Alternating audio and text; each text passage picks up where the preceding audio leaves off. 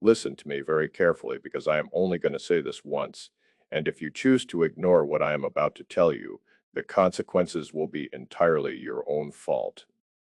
Gold and silver are not done going down. I do not care what the permabulls on financial Twitter told you this morning. I do not care what your favorite newsletter said about hyperinflation and a dollar collapse. The chart does not lie. Human emotion does. And right now, the entire retail precious metals community is drowning in emotion, while the smart money, the institutional money, the money that actually moves markets, is positioning for one more brutal, gut-wrenching flush to the downside before the real trade begins. I have specific levels. I have a specific timeline. I have a mathematical framework for exactly when and where to deploy capital into gold, silver, platinum, and palladium. But first, you need to sit down, shut out the noise, and hear the cold hard truth, because the truth is the only thing that is going to make you wealthy. If the information in this video is worth thousands of dollars to you, and it is, because these are the exact levels and frameworks that institutional traders use, then the least you can do is hit that subscribe button right now before you watch another second of this. It costs you nothing. It could save you everything. Subscribe, turn on notifications, and share this video with every person you know who is currently holding precious metals and thinking they are safe because they are not safe, and they need to hear this today. Let me tell you something about the precious metals market that almost nobody in the financial media has the courage to say out loud. The easy money in gold is gone. It is done. It is over. The investors who bought gold in August of 2025 and rode it all the way up to the all-time highs made extraordinary returns. And God bless them. They deserved every single penny because they were early, they were disciplined, and they had a thesis that was grounded in macroeconomic reality. But that trade is not available to you anymore. The window closed, and right now, the people still chasing gold at current levels. The people buying every single dip thinking that because gold went up before, it is simply going to keep going up indefinitely. Those people are about to get an education that will cost them real money. Here's the macro reality that you need to tattoo on the inside of your eyelids. Gold and silver respond to a very specific set of conditions. They respond to currency debasement. They respond to real negative interest rates. They respond to geopolitical fear. They respond to loss of confidence in sovereign governments and central banks. And yes, all of those conditions remain structurally in place over the long term. The United States government is not going to stop spending. The Federal Reserve is not going to suddenly become a paragon of monetary discipline. Jerome Powell's eventual successor is almost certainly going to be more dovish, not less, and that long-term backdrop is genuinely, legitimately bullish for precious metals out toward 2027 and beyond. I'm not arguing against that thesis. I'm arguing about the timing. And right now, the timing is wrong for the impatient buyer. The biggest mistake that retail investors make, and I have watched this pattern repeat itself for decades, is that they confuse a good long-term thesis with a good immediate entry point. These are not the same thing. They are not even close to the same thing. You can be completely, fundamentally, structurally correct about an asset and still lose 30% of your capital by buying at the wrong time. The market does not reward you for being right about the direction. The market rewards you for being right about the direction and the timing. Right now, gold and silver are in a technical downtrend. The charts are not bullish. They are not neutral. They are bearish in the near term. And if you choose to ignore that because it is inconvenient for your existing position, you are not investing. You are gambling with a story attached to it. I refuse to let you do that without at least warning you first. Now let us do a proper autopsy on the gold chart, because the chart is telling us something very specific and very uncomfortable, and we are going to listen to it with the cold, analytical discipline of a surgeon, not the wishful thinking of a speculator. Gold put in its high, and after that high was established, it flushed aggressively downward. It found support in the $4,300 to $4,400 range, a level I have been tracking and speak about for months, and it bounced. That bounce was real. It was tradable. But here's what that bounce also told us if you were paying attention. It could not get back to the all-time high. It ran up into what we call the body of the previous candle structure, and it stopped dead. It did not have the momentum to reclaim the top. That is a warning signal. That is the market telling you in plain, unambiguous language that the buyers who drove this thing to all-time highs are not back yet, and the sellers still have control at the upper range. Then gold rolled over again and made a lower. Now, the wick pried the tail of the candle tested below, but critically, the bodies of the candles in this consolidation range have been bouncing in that $4,300 to $4,400 zone. So what you have is a very clear near-term trading range, but with a larger, more important structure sitting on top of it that is distinctly bearish. If you connect the two high pivots on this chart and drag a parallel line down to the lows, you get something like a textbook. You get a descending channel, lower high, lower high, lower low, lower low. That is the definition of a downtrend. That is not my opinion. That is the definition. And you are not going to outsmart a downtrend by buying into it and hoping your conviction is stronger than the momentum. Now, here is the number you need to understand. The first major support level below current trading is $3,900. That level is not arbitrary. That level corresponds to a significant prior pivot low, which means it has technical memory. The market has interacted with that price before, it has respected it before, and it will respect it again. But $3,900 is not even the real target on what you're focused on. The real target, the level that represents what technicians call the scene of the crime, the area that gold broke out from but never came back to test, is $3,500. Gold broke out of a massive resistance zone around that area, screamed higher, and never looked back. It never gave investors a clean re-entry. It never came back to validate that breakout. And markets, almost without exception, eventually returned to validate the breakouts. It is not a coincidence. It is not superstition. It is the mechanical reality of how institutional investors build positions. They buy breakouts on the way up, and they reload on the retests on the way down. So my timeline, based on the structure of this descending channel, is that gold likely finds its way to $3,900 first, potentially as early as this summer, somewhere in the July to September window bounces, and then either extends down or sets up a consolidation that ultimately resolves with a retest of the $3,500 area before the next major bull leg begins. This whole process probably pushes the next all-time high into 2027. If you are buying gold today with a 6-month time horizon, you are almost certainly wrong. If you are buying gold today with an 18 to 24-month time horizon, you might eventually be fine, but you are going to experience pain getting there, and that pain is going to test your conviction in ways you are not prepared for. If gold is the warning, silver is the trap. Silver has a seductive quality of appearing cheap relative to gold on a historical gold to silver ratio basis, and that relative cheapness makes retail investors feel smart when they buy it. I can't afford gold, but silver is the poor man's gold. They say, as if buying an asset purely because it is cheap relative to something else is a coherent investment strategy. Let me be absolutely clear. Cheap can get cheaper. Cheap relative to something else is not a buy signal. The chart is the buy signal. And silver's chart right now is one of the most classically bearish technical formations you will ever see in a commodity market. Silver just tagged the $82 resistance level, a level I have been monitoring and flagging for weeks. That level has acted as a ceiling repeatedly throughout this entire corrective period. It rejected the price. Silver touched $82 and immediately showed the market did not have the buying power to sustain a breakout above it. And when you zoom out and look at the sequence of events, the high, the lower high, you are looking at a textbook bearish consolidation, sometimes called a descending triangle, sometimes described as a bear flag. But regardless of the label, the message is identical. The sellers are in control. The buyers keep running out of ammunition before they can break the resistance, and the pressure building underneath this pattern resolves, statistically, to the downside. Here's what makes silver particularly dangerous right now.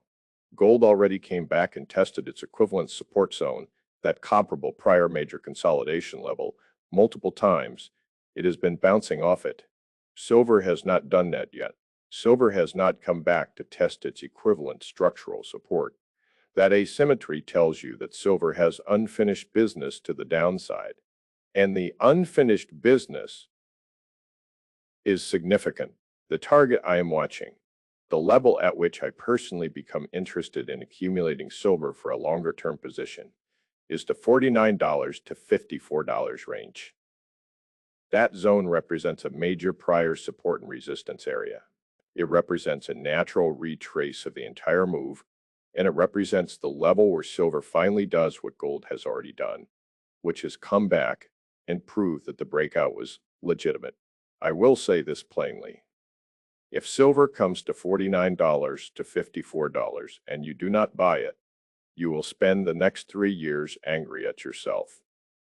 But if you buy silver at $80 because you are impatient and it drops to $49, you will be sitting on a 40% drawdown wondering why you did not listen. The discipline is in the waiting. The money is made in the waiting. The people who get wealthy in commodity cycles are not the people who chase every move. They are the people who identify the level, set the order, and then go live their lives until the market comes to them. Platinum and palladium do not get the media attention that gold and silver receive, and that relative obscurity is actually part of what makes them interesting from a contrarian standpoint. But interesting does not mean buyable yet. And I want to be extremely precise about where we are in the technical cycle for both of these metals, because precision here costs you money. On the platinum chart, the same macro pattern that is dominating gold and silver is present and unmistakable. You have a descending trend line connecting the major pivot highs, and the price action has been consistently respecting that trend line as resistance. Every time platinum has tried to rally, it has run into that ceiling and failed. Lower high, lower high. This is a market that is under distribution. Institutional sellers are using every bounce to exit positions, and the buyers who step in at each recovery attempt do not have enough collective force to break that overhead supply. The number I am watching on platinum is $1,675. That level represents a significant prior consolidation zone, the same type of structural support that I described in gold and silver.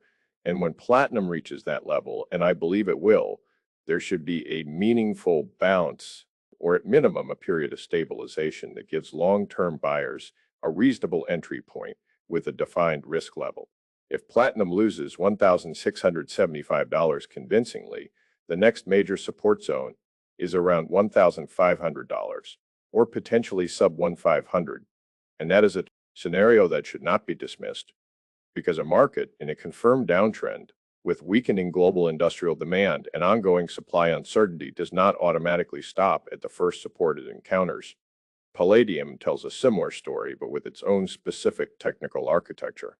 The trend line connecting palladium's major pivot highs has been acting as a near-perfect resistance line.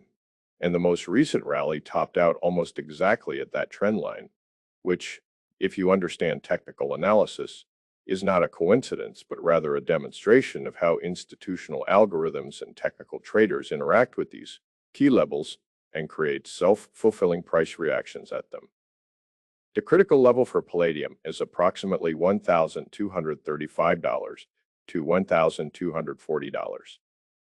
That zone represents a massive confluence of prior support, a level the market has visited, respected, and bounced from multiple times over an extended period before eventually breaking down.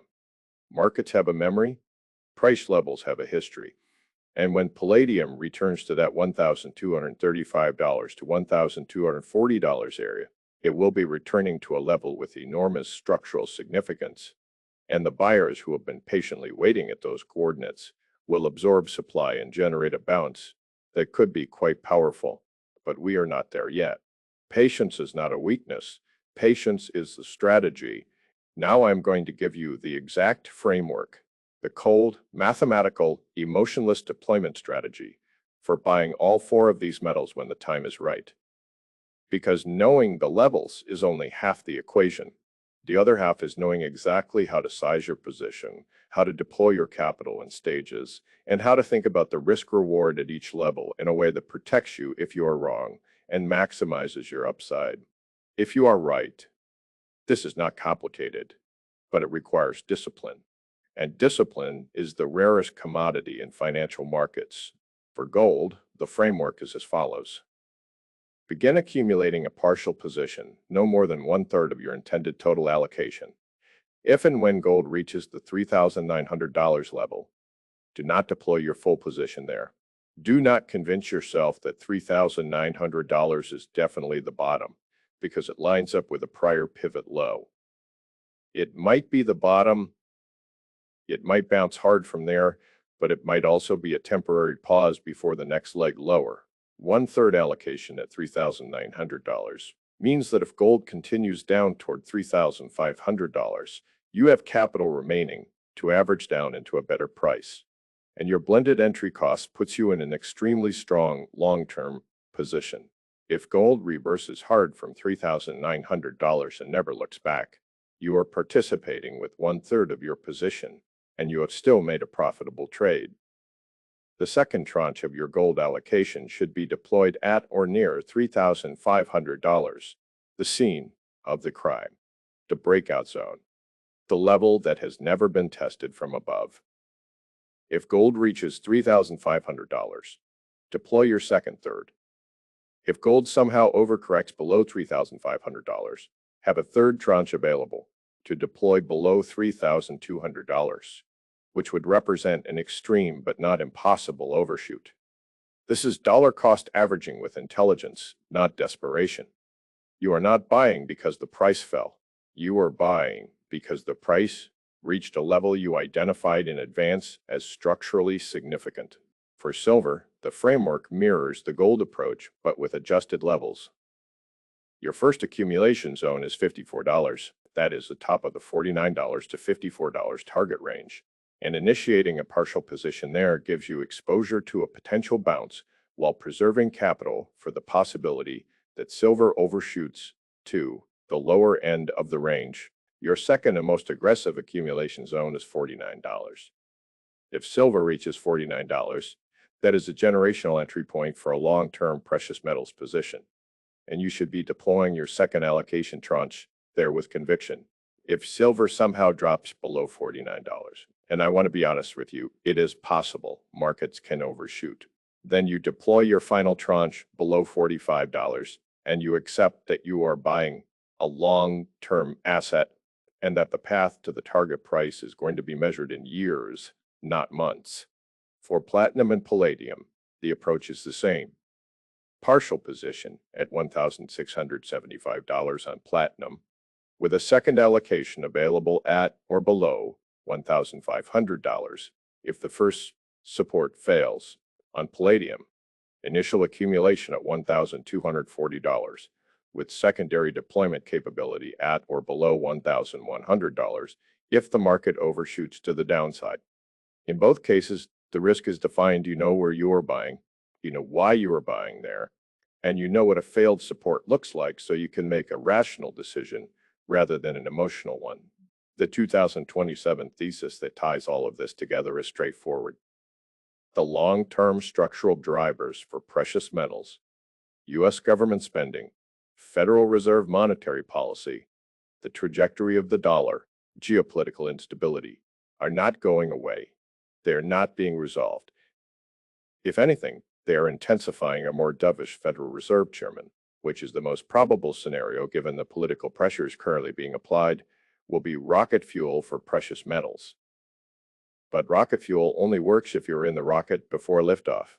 The people who buy at $3,500 gold and $49 silver will be in the rocket. The people who bought at $4,500 gold and $80 silver will either have already sold at a loss out of frustration or will be holding underwater positions that psychologically prevent them from adding more at better levels. That is the trap. That is what I am trying to help you avoid. I am going to leave you with a challenge, and I want you to take it seriously because your financial future depends on your ability to make decisions based on data rather than hope. The challenge is this: print out this framework, Write down the levels. Gold at $3,900 minus first tranche. Gold at $3,500. Second tranche. Silver at $54. First tranche. Silver at $49. Second tranche. Platinum at $1,675. Palladium at $1,240. Put those numbers somewhere. You will see them every single day.